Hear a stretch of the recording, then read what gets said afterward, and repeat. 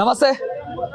రాష్ట్రంలో స్కాలర్షిప్ కావచ్చు, అలాగే ఫీజు రీఎంబర్స్మెంట్ కూడా చాలా వరకు కూడా ప్రభుత్వం కుట్ర చేస్తుంది. జీవో నెంబర్ 7 తీసుకొచ్చి అన్నింటిపై కూడా భారీ కుట్ర చేస్తుందని చెప్పి కూడా ఏబీవీపీ విద్యార్థి నాయకులందరూ కూడా ప్రెస్ మీట్ పెట్టడం జరిగింది. ఇదే అంశంపై కూడా సోమాజీ కూడా ప్రెస్ క్లబ్ లో కూడా వీళ్ళందరూ కూడా మీటింగ్ పెట్టారు. మన దగ్గర ఏబీవీపీ జీవన్ జాతీయ నాయకుడు ఉన్నారు, మనం మాట్లాడే ప్రయత్నం చేద్దాం. అన్న నమస్తే. అన్న, ప్రభుత్వం కుట్ర చేస్తుంది అని చెప్తున్నారు. జీవో నెంబర్ 7 తీసుకొచ్చి ఫీజు రీఎంబర్స్మెంట్, ఫ్రీ స్కాలర్షిప్ పైన కుట్ర చేస్తున్నారు. అది ఏ విధంగా కుట్ర చేస్తుంది, ఎలాంటి కుట్ర జరుగుతుంది? ఈరోజు దారిద్ర్య రేఖకు దిగువనటువంటి పేద మధ్యతరగతి బడుగు బలహీన వర్గాల విద్యార్థుల వ్యతిరేకి ఈరోజు రేవంత్ రెడ్డి గారని చెప్పి తెలియజేస్తున్నాం. ఎందుకోసం అంటే జీవో నెంబర్ 7ను తీసుకురావడంలో ఒకటి మాత్రమే విద్యార్థులకు మేము అమౌంట్ వేస్తామని చెప్తున్నాం. అరే 4.5 సంవత్సరాల నుంచి ప్రతి సంవత్సరము 14 లక్షల నుంచి 16 లక్షల మంది విద్యార్థులు ఈ యొక్క స్కాలర్షిప్ హక్కు మా హక్కు అని చెప్పి అప్లై చేసుకుంటుంటే ఈ 12,000 కోట్ల రూపాయలు విడుదల చేయకుండా ఈరోజు విద్యార్థులు విద్యా సంస్థలు అన్నీ కూడా కోర్టుకు ఎక్కితే వెంటనే జీవో నెంబర్ 7 విడుదల చేయడం ఏంది? అరే నువ్వు దాని మీద కులంకుశంగా చెప్పాలి కదా, శ్వేతపత్రం విడుదల చేయాలి కదా, నేను 100% ఇస్తా, 12,000 కోట్ల రూపాయలు విడుదల చేస్తా అని చెప్పాలి కదా. బహిరంగంగా ఇంజనీరింగ్ కాలేజీల్లో, కార్పొరేట్ కళాశాలల్లో బహిరంగంగా మనందరం పొత్తు పెట్టుకుందాం, మీకు 3 కోట్లు అయితే నాకు 1.5 ఇర్రి, నీకు 1.5 అని చెప్పి మాట్లాడినటువంటి ఈ రేవంత్ రెడ్డి జ్ఞానం లేని, విద్య జ్ఞానం లేని మంత్రి రేవంత్ రెడ్డి ఈరోజు పనికిరాడని చెప్తున్నాము. ఇందుకోసం పనికిరాడని చెప్తున్నాము. అదొకటే కాదు, ఈరోజు దాదాపు తెలంగాణ రాష్ట్రంలో విశ్వవిద్యాలయాలు, ప్రభుత్వ విశ్వవిద్యాలయాలు 17 నుంచి 19 ఉంటే ఈరోజు గత 4-5 సంవత్సరాలనే 21, 23, 24 ప్రైవేటు డీమ్డ్ యూనివర్సిటీలు వచ్చినాయి. అంటే నీకు కార్పొరేటు క్యాపిటలిస్ట్ వాళ్ళ యొక్క మోచేతు నీళ్లు తాగడమే నీవంతా.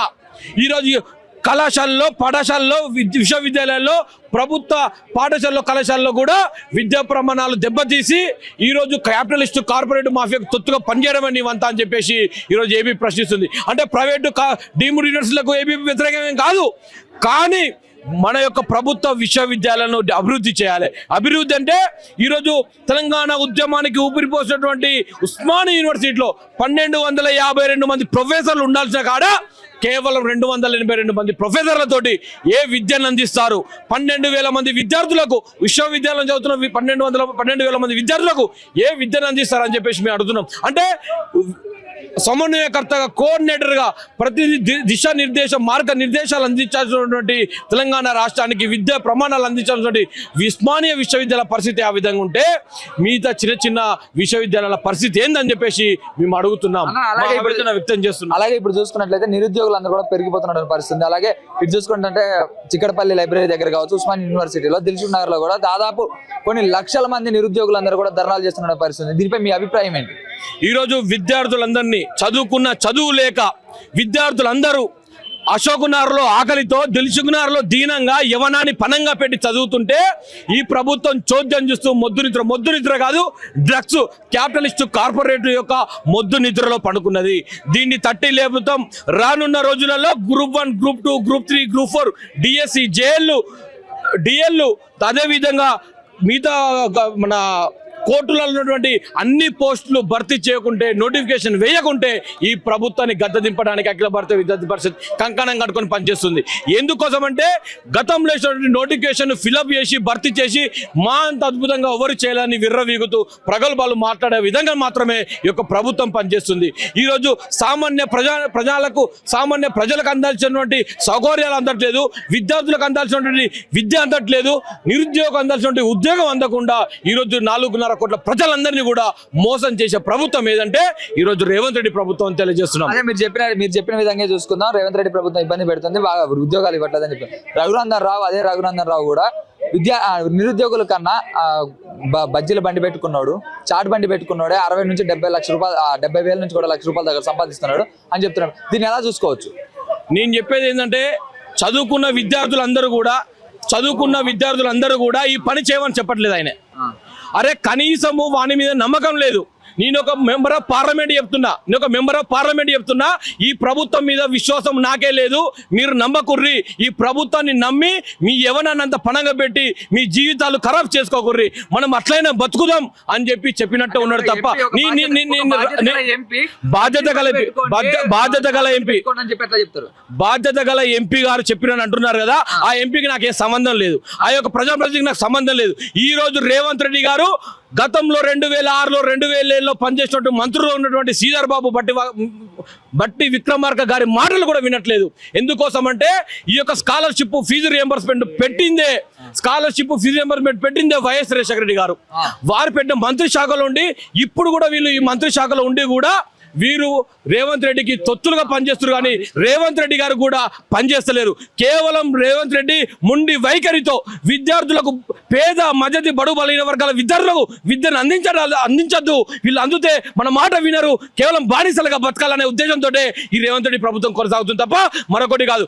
ఈరోజు రఘునందన్ రావు గారు అలా మాట్లాడారని మీరు అంటున్నారు. కానీ అయితే ఇప్పుడు విద్యార్థుల నిరుద్యోగులందరినీ కూడా వాళ్ళందరినీ ఇబ్బంది పెడుతున్న ప్రభుత్వం ఏదైనా కాంగ్రెస్ ప్రభుత్వం అని చెప్తున్నారు. రీసెంట్ గా కూడా చాలా పేపర్ లీక్స్ కూడా అయినాయి, ఇప్పుడు కూడా పేపర్ లీక్స్ అయితేనే ఉన్నాయి. వాటిపై మీ స్పందన ఏంటి? పేపర్ లీకేజ్ చేయడం అంటే ఈరోజు టీఎస్పీఎస్సీగా ఉన్నటువంటి ఎవరైతే నిర్వహిస్తున్నారో వాళ్ళందరికీ కూడా నేనేదో మిమ్మల్ని ఏదో ఇబ్బంది పెట్టడం కాదు, మీకు చేత కాదని కాదు చెప్పేది. మీరు ఒక్కసారి మా ఉస్మాన్ యూనివర్సిటీకి కానీ నిజాం కాలేజీకి వచ్చి పేపరు యొక్క ఏ విధంగా ఎగ్జామ్ పెట్టాలి, ఏ విధంగా దాన్ని కరెక్షన్ చేయాలి, ఏ విధంగా రిజల్ట్ ఇవ్వాలనేది ఈ టీఎస్పీఎస్లో పనిచేస్తున్న వాళ్ళందరూ కూడా ఒక 2 రోజులు ఉస్మాన్ యూనివర్సిటీకి వచ్చి నిజాం కాలేజీకి వచ్చి తెలుసుకోవాలని విజ్ఞప్తి చేస్తున్నా. మిమ్మల్ని డిమాండ్ చేస్తున్నా, మిమ్మల్ని అద్దంటలేను. కానీ ఎప్పటికప్పుడు పేపర్ లీకేజీలు, కేవలం జిరాక్స్ షాపులలో కూడా మీ క్వశ్చన్ పేపర్ దొరికిన తర్వాత మీ టీఎస్పీఎస్ ఆఫీస్ ఉంటే ఎంత, లేకుంటే ఎంత. ఎందుకంటే దాదాపు 20-30 లక్షల 40 లక్షల మంది విద్యార్థులు టీఎస్పీఎస్ ఆఫీస్, రాజ్యాంగబద్ధమైనటువంటి ఆఫీసుని నమ్ముకొని ఒక దృఢ సంకల్పంతో మాకు హక్కు మేము చదువుకు ఒక న్యాయం జరుగుతుందని చెప్పేసి ఈరోజు విద్యార్థులు 30-40 లక్షల మంది విద్యార్థులు చదువుకుంటుంటే జిరాక్స్ షాపులలో కూడా క్వశ్చన్ పేపర్లు దొరుకుతుంటే ఈ ప్రభుత్వాలు ఎందుకు అని చెప్పేసి ఈరోజు మేము విమర్శిస్తున్నాం. మేము యొక్క అధికారులను కానీ ప్రభుత్వాన్ని కూడా అనట్లేదు, మీరు నేర్చుకోండి ప్లీజ్. దయచేసి మీరందరూ కూడా ఉస్మాన్ యూనివర్సిటీకి నిజాం కాలేజీకి వచ్చి ఈ యొక్క ఎగ్జామ్ ఎలా పెట్టాలని నేర్చుకోవాలని చెప్పి మీ అందరూ కూడా విజ్ఞప్తి చేస్తున్నాం. అన్న అలాగే నీట్ పేపర్ విషయంపై ఏం చెప్తారు? నీట్ పేపర్ కూడా ఎంతో మంది విద్యార్థులందరూ కూడా కష్టపడి చదువుకొని ఎగ్జామ్ రాసిన తర్వాత కూడా నీట్ పేపర్ లీక్ అయిందని చెప్పి కూడా చెప్తున్నారు. ఎన్నో యుద్ధాలు ఆపుతున్న మోడీ నీట్ పేపర్ లీకేజ్ ఎందుకు ఆపలేకపోతే ఇప్పుడు అదే నీట్ పేపర్ని తయారు చేసే ప్రతి ఒక్క ఉద్యోగి కావచ్చు, ప్రతి ఒక్క టీచర్, ప్రతి ఒక్క ప్రొఫెసర్ కూడా వాళ్ళందరూ కూడా లాక్డౌన్ విధించి ఇండియన్ ఆర్మీ దిగాల్సినంత అవసరం ఎందుకు వచ్చింది? ఏం చెప్తారు అన్న దీనిపై? మనము ఒక వ్యవస్థలో తప్పు జరిగిందంటే, మన ఇంట్లో ఒక సమస్య వచ్చిందంటే మన తండ్రిని తిడతాం, మన తండ్రి మనల్ని తిడతాడు. ఆ విధంగా భారతదేశంలో ఎవడో జేబు దొంగతనం చేసిందని, ఎవడో చేసిందని చెప్పేసి డైరెక్ట్ మోడీని తిట్టడం తప్పని నేను అనట్లేదు. బరాబర్ తిడతాం, మన హక్కు, మన అయ్యేలాగా మనం తిడతాం, బరాబర్ తిడతాం, తప్పనట్లేదు. కానీ ఈ యొక్క నీటి పేపరు ఈ ఒక్కరోజు ఈ యొక్క సంవత్సరం జరగలేదు తప్పు. గత 3 సంవత్సరాల నుంచి ఇదే తప్పు జరుగుతుంది. వాళ్ళందరినీ కూడా సిబిఐ ఎంక్వైరీ చేసి కటకరాలకు లేపాలి. మీరు గుర్తుంచుకోండి బ్రదర్, రాజ్యాంగంలో వాళ్ళందరికీ కూడా కనీసము 7 ఏళ్ల శిక్ష కూడా లేదు, కేవలం సంవత్సరం శిక్ష ఉంది. పేపర్ లీకేజ్ చేసిన కొడుకులందరికీ కూడా దాదాపు యావజ్జీవ శిక్ష విధించేటట్టు ఈ యొక్క ప్రభుత్వం నిర్ణయం తీసుకొని రాజ్యాంగంలో సవరణ చేసి ఈరోజు పేపర్ లీకేజ్ జరిగితే యావజ్జీవ శిక్ష, ఉరి శిక్ష వేసే విధంగా చట్టాలని మార్చాల్సిన సమయం ఆసన్నమైంది. ఎందుకోసం అంటే చిన్న పిల్లలు 10th అయిపోయి ఇంటర్ అయిపోయి చదువుకొని ఎంతో ఆశలతోటి నీట్ ఎగ్జామ్ రాస్తూ ఉంటే, అరే నీ కష్టపడి రాసిన దానికి వాల్యూ లేకుండా అయిపోయిందని చెప్పేసి ఈ యొక్క 3-4 సంవత్సరాల నుంచి చాలా మంది విద్యార్థులు చనిపోయారు. కాబట్టి మీరు గుర్తుంచుకోండి, చట్టంలో 1 సంవత్సరం 2 సంవత్సరాలు మాత్రమే ఈ రోజు పేపర్ లీకేజ్ చేస్తే శిక్ష ఉంది. దాన్ని యావజ్జీవ శిక్షగా, జైలు శిక్షగా, ఈ యొక్క మరణ శిక్షగా రూపు మార్పే విధంగా ఈ ప్రభుత్వాలు పనిచేయాలి.